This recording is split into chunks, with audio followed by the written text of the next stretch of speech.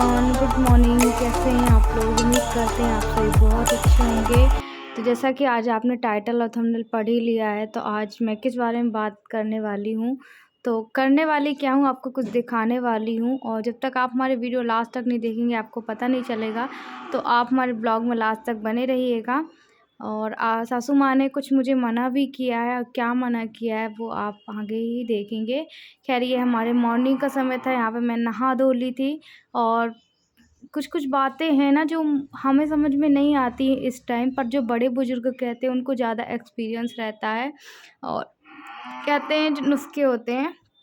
खैर कोई बात नहीं। तो देखिए, जो मेरे सासू माँ ने गिफ्ट मेरे लिए लाया है, वो भगवान जी के ही पास रखा हुआ। उसके पहले मैं भगवान जी के फूल वगैरह वो कर लूँ। और ये यहाँ पे देखिए, ये माँ जी ना मेरे लिए 2 रुद्राक्ष और 1 रिंग लेके आई। आगे पीछे क्लिप जुड़ गया मुझे, आई थिंक हाँ यही लग रहा है, क्योंकि मैंने पूजा तो बाद में की थी।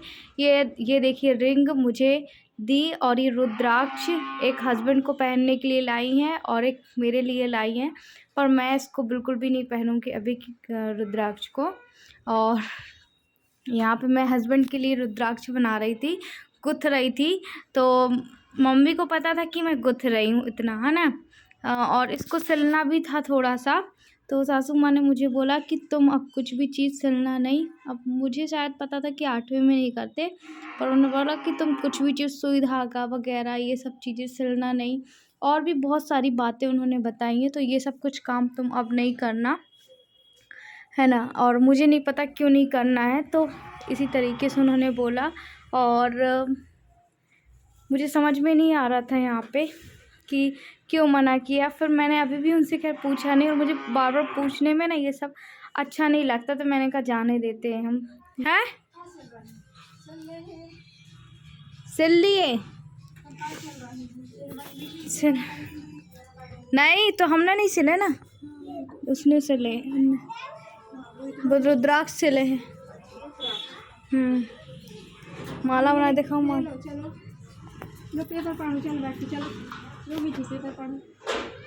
बोलो अब तो हम लोग, तो वही मम्मी ये नीचे पेपर किसी के यहाँ से लेके आई थी, और वही बोल रही थी चलो पेपर पढ़ो। एक्चुअली यहाँ पे बाहर ही बैठे थे धूप में, और कुछ कपड़े ही पकड़ाए थे, तो वो बोली कि रहने दो मैं कर लेती हूँ। और कहते हैं ना कि जब आप वो बच्चे होते हैं, नाती पोता आते हैं, तो उनका प्यार अपने आप बढ़ने लगता है। तो यही है, और मेरी तरफ से तो सब, जबकि मैं कोशिश यही करती हूँ कि सब अच्छे से रहें, और इस बुरे वक़्त में हमें उनकी ज़रूरत है। और यहाँ पे मुझे यही चीज़ वो समझा रही थी कि ऐसा नहीं ऐसा करना, ऐसा नहीं ऐसा करना। अभी से चीज़ें वो समझा रही हैं, जितना वो देखती है उतना वो मुझे समझाती हैं। तो मुझे भी लग रहा था यार कि हाँ, सही बात है, इसलिए कहते हैं बड़े-बुज़ुर्ग की बातें सुनना और समझना मतलब कि ज़रूरी होती है, इस टाइम ज़रूरी होती है, इसलिए मैंने उनको पहले से ही बुलवा लिया।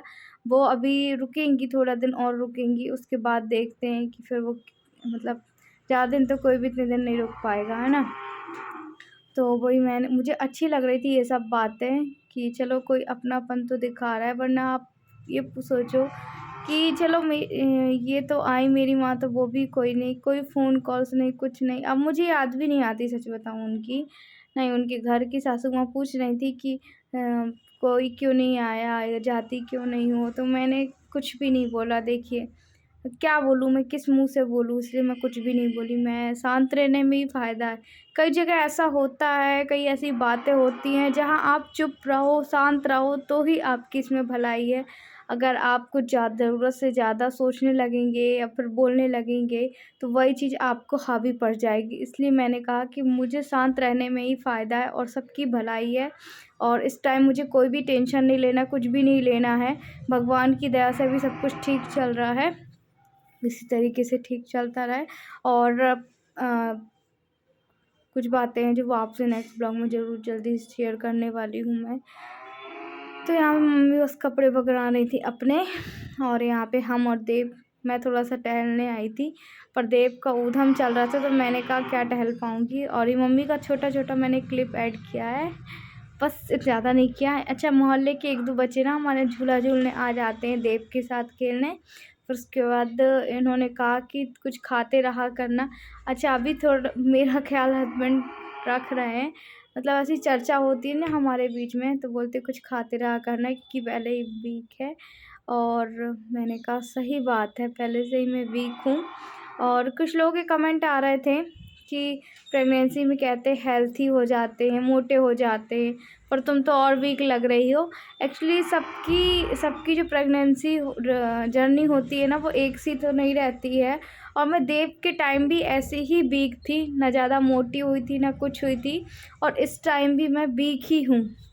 आपको खुद दिख रहा होगा, जब मैंने किडनी डोनर की थी ना, तब मैं थोड़ी-सी मोटी हो गई थी, गाल-वाल मेरे अच्छे फूल गए थे, अच्छी मैं हो गई थी।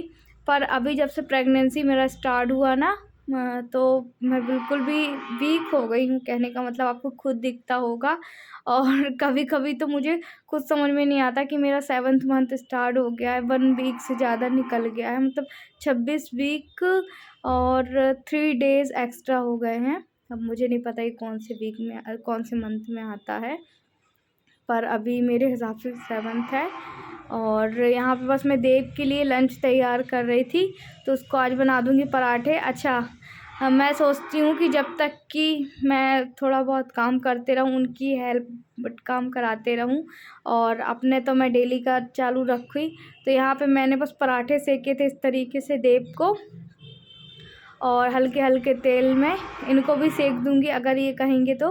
पर देव को मैं सबसे पहले टिफ़िन लगा के तैयार करूँगी। और जो आपको मैंने बताया था ना, रुद्राक्ष को दूध में डाला था हमने, तो उसको मैंने निकाल लिया था, अभिषेक करके बोला था कि पहनना है। और आपको पता है रुद्राक्ष अभी पहनना ज़रूरी होता है कि नहीं होता, पर हस्बैंड को मैंने पहना दिया है, हाँ।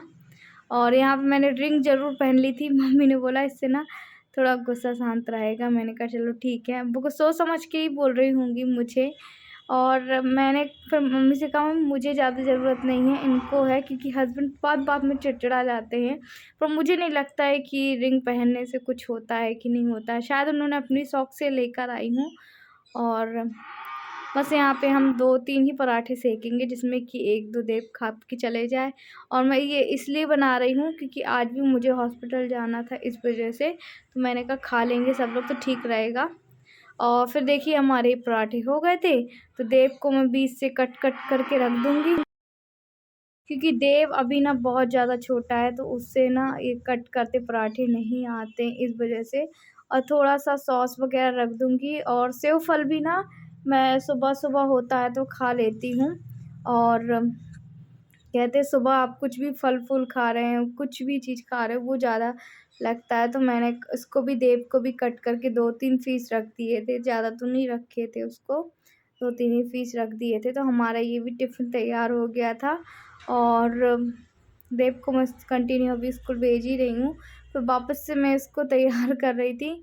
और मैं बता दूँ कि यहाँ पे देव बोलता मम्मी मुझे स्कूल नहीं जाना है, मुझे स्कूल नहीं जाना है। मैंने कहा नहीं जाना होगा, क्योंकि बच्चे हैं ना, जब 1-2 दिन नहीं जाते हैं तो फिर उनका तीसरे दिन भी मन नहीं होता है। मैं उसको कोशिश कर रही हूँ कि अभी कंटिन्यू स्कूल भेजूँ। और यहाँ पे मैं उसको यही बोल रही थी कि देखो बाजू में वीडियो बन रहा है, आपको सब लोग देख रहे हैं, जल्दी देखो। तो फिर वो तैयार हो रहा था। अच्छा, देव को पता है कि वीडियो क्या होता है क्या नहीं। और जो मेरी सासू माँ है ना, वो कैमरे के सामने, मतलब उनको पता है अब तो यार कि रोज़ मैं वीडियो बना रही हूँ, फिर वो कैमरे के सामने नहीं आती, ना ही कोई चर्चा करती, बात करती। क्योंकि फिर मैंने उनको बताया, हस्बैंड के सामने बोला कि देखिए हमारा ये काम है, हमें डेली करना पड़ेगा, चाहे कोई भी कैसी भी कंडीशन हो, हमें डेली अपलोड करना पड़ेगा। तो फिर वो कुछ नहीं बोलती हैं, और उनको भी पता है यार कि जब बनाती है तब तो जाके पेमेंट मिलता है, और नहीं कोई करेगा तो क्या। क्योंकि उनको पता है बहुत अच्छे से, जो ये मेरे हस्बैंड हैं, मतलब मेरे सासू माँ के बेटे, तो वो तो कुछ कर नहीं रहे हैं, और डिपेंड हमारा पूरा इसी पे फोकस।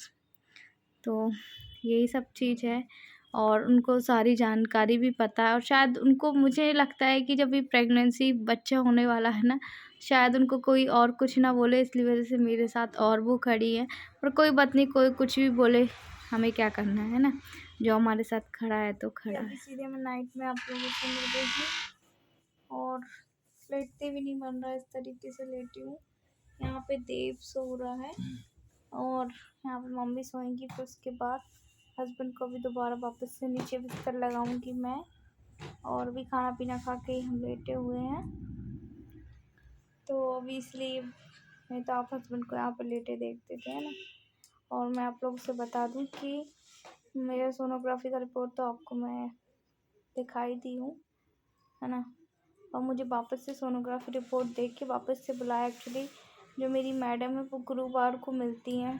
जो गवर्नमेंट होते हैं ना, उनके डॉक्टर अलग अलग बंदे होते हैं। तो मेरा गुरुवार का कार्ड बना था, तो मुझे गुरुवार को देखेंगे। तो अभी कितना दिन है, 2-3 दिन है ना। 2-3 दिन है।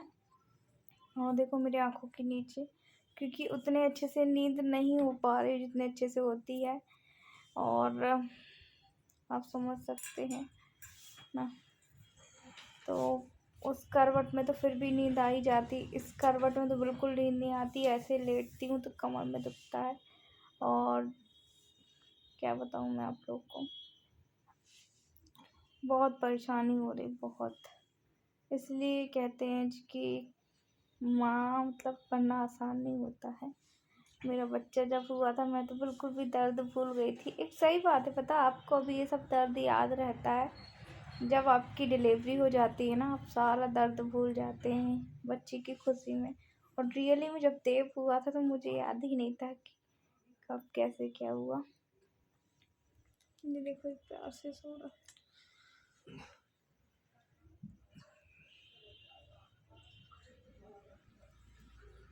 देव बहुत ज़्यादा झटक गया। तो सासू माँ भी यही कह रही थी कि जब दूसरे बच्चे आते हैं ना, तो बच्चे पहले के चिड़चिड़े झटक सब हो जाते हैं, तब ये सब प्रॉब्लम होती है। और एक बात बताऊँ, मुझे इस टाइम ना नींद बहुत आती है, बहुत नींद आती है। ऐसा लगता है लेटे रहूँ, कुछ करूँ ना। ज़्यादा बात करूँगी तो देव उठ जाएगा। तो सीधे हम आपसे मॉर्निंग में मिलते हैं।